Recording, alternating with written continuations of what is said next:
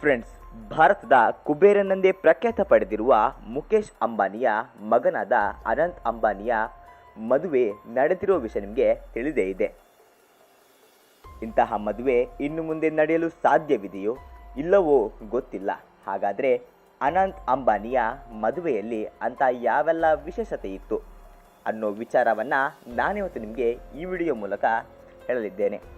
ಅದಕ್ಕೂ ಮೊದಲು ನೀವೇನಾದರೂ ನಮ್ಮ ಚಾನಲ್ಗೆ ಹೊಸಬರಾಗಿದ್ದರೆ ಈ ಕೂಡಲೇ ಸಬ್ಸ್ಕ್ರೈಬ್ ಮಾಡಿ, ಹಾಗೆ ಪಕ್ಕದಲ್ಲಿರೋ ಬೆಲ್ಲೈಕ್ನ ಪ್ರೆಸ್ ಮಾಡಿ, ಯಾಕಂದರೆ ನಾವು ಹಾಕೋ ವಿಡಿಯೋ ನಿಮಗೆ ಮಿಸ್ಸೇ ಆಗಲ್ಲ. ಫ್ರೆಂಡ್ಸ್, ಅನಂತ್ ಅಂಬಾನಿ ಹಾಗೆ ರಾಧಿಕಾ ಮರ್ಚೆಂಟ್ ಮದುವೆಗೆ ತಂದೆ ಮುಖೇಶ್ ಅಂಬಾನಿಯು ಮದುವೆ ಖರ್ಚಿಗಾಗಿ ತಮ್ಮ ಆಸ್ತಿಯ 0.5% ಹಣವನ್ನು ಖರ್ಚು ಮಾಡಿದ್ದಾರೆ ಅಂತ ಅಂದಾಜಿಸಲಾಗಿದೆ.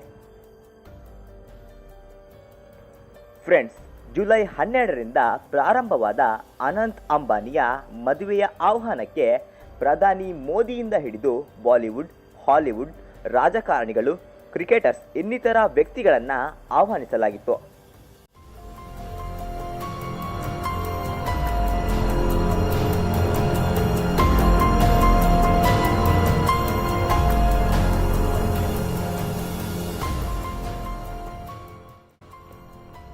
ಇನ್ನು ಅಂಬಾನಿಯ ಕುಟುಂಬದವರು ಈ ಮದುವೆಗೆ ಹಣದ ಹೊಳೆಯನ್ನೇ ಹರಿಸಿದೆ ಅಂತ ಹೇಳಲಾಗುತ್ತೆ.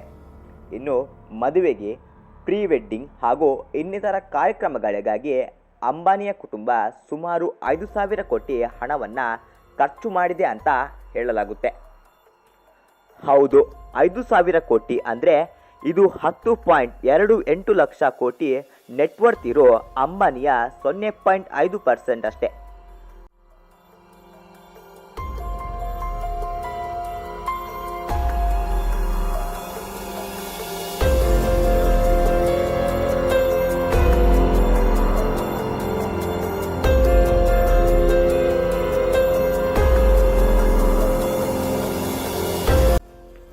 ಇನ್ನು ಕೆಲವು ಸೆಲೆಬ್ರಿಟಿಗಳು ಮದುವೆಗಾಗಿ ಮುಂಬೈಗೆ ಬಂದಿದ್ದು, ಕೆಲವರ ಹೆಸರು ಹೇಳುವುದಾದರೆ ಹಾಲಿವುಡ್ ನಟಿ ಕಿಮ್ ಕರ್ದಾಶಿಯನ್, ಹಾಗೆ WWE ಸೂಪರ್ ಸ್ಟಾರ್ ಜಾನ್ ಸೀನಾ.